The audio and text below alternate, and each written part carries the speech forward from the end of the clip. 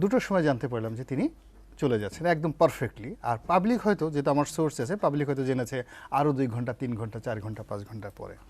তাহলে আপনি দেখুন যে পুরো যে প্রক্রিয়াটি, এটি এমনভাবে ঘটেছে মনে হয় যেন আল্লাহ রাব্বুল আলামিন আকাশ থেকে নাজিল করে আমাদের জন্য একটা গণ অভ্যুত্থান দিয়েছেন।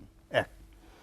2 নম্বর হলো এই গণ অভ্যুত্থানের মাধ্যমে যে 17 জন ব্যক্তি এই মুহূর্তে দায়িত্বে অবতীর্ণ হলেন, তাদের যোগ্যতা নিয়ে, অভিজ্ঞতা নিয়ে, চেহারা নিয়ে, সুরত নিয়ে, সৌন্দর্য নিয়ে আমার কোনো আপত্তি নেই।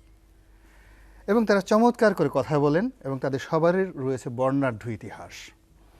তাদের সফলতা কামনা করা ছাড়া আমাদের এই জাতির দ্বিতীয় কোনো অপশন নেই। এর কারণ হলো এই 17 জন লোক যদি ফেল করেন, ব্যর্থ হন, তাহলে আমরা যারা টেলিভিশনে এসে মুখ ঝুলিয়ে, গাল ঝুলিয়ে জাতিকে বিভিন্ন নসিহত দেই, আমাদের প্রত্যেকটা লোকের কপালে নিদারুণ অপমান আছে।